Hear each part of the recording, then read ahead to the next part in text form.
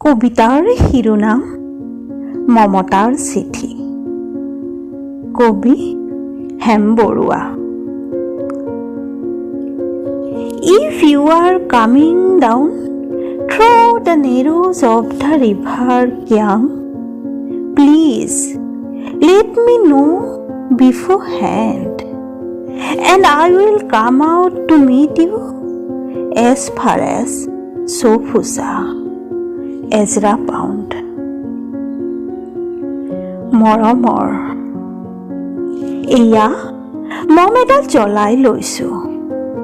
আজি বহুত দিনৰ মূৰত তোমালৈ চিঠি লিখোঁ বুলি। বাহিৰৰ উৰুঙা বতাহজাকে মমডাল আহি কোবাইছেহি। চাওঁ খিৰিকীখন জপাই দিওঁ।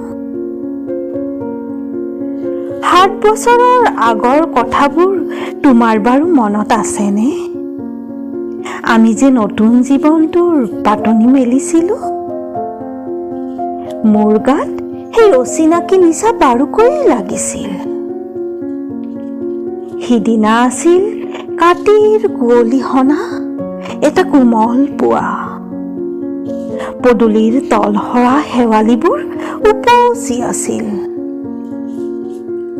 আৰু সন্ধিয়া মই তোমালোকৰ ঘৰলৈ নকৈ আহিবৰ দিনা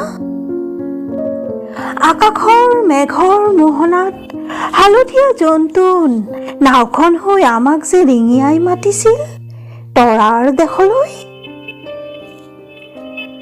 মই লোৱা কঁকালৰ ৰঙা ৰিহাখনলৈ তুমি বাৰু তেনেকৈ কিয় একেথৰে চাইছিলা? মোৰ কেনে লাগিছিল জানা? তুমি যেন কোনোবা দূৰ বিদেশৰ স্বপ্নাতুৰ আলোকৰ মানুহ, আৰু মই যেন তলসৰা এপাহ শেৱালি। সেইদিনা মোৰ মন সাগৰত এৰি অহা আৰু আহি পোৱা অলেখ ঢৌৰ কঁপনি জাগিছিল। তোমাৰ জানো এইবোৰ কথা মনত নাই? আমাৰ দেউতাই যে চিঠিত লিখিছিল, আই তই নতুন ঘৰখনত হাঁহি মাতি থাকিবি। সেইবোৰ 7 বছৰৰ আগৰ কথা। মোৰ যে সেইবোৰ পুৰাণৰ সাধু যেন লাগে। জেঠমহীয়া দেউতাৰ বছৰেকীয়াও হৈ গ'ল। তোমাৰ বাবুল এতিয়া বৰ দুখ হৈছে। তাৰ ওপৰ পাৰিত এধানিমান ডালিম গুটি যেন দাঁত অকণি গজিছে। সি মোক একেবাৰে এৰিকেই নিদিয়ে। কেতিয়াবা মোৰ যে ইমান খং উঠে, তুমি নাই নহয় সেইকাৰণে। সি বাৰু মোৰ বগা সাজযোৰলৈ তেনেদৰে তধা লাগি চাই থাকে কিয়? তাৰ উপজাৰে পৰা সেইযোৰ কাপোৰ চিনাকি সেইকাৰণে নহয়। বাবুল এতিয়া বৰ দুখ হৈছে বুজিছা। আৰু ডাঙৰ হ'লে স্কুলত তাক নাম লগাই দিম।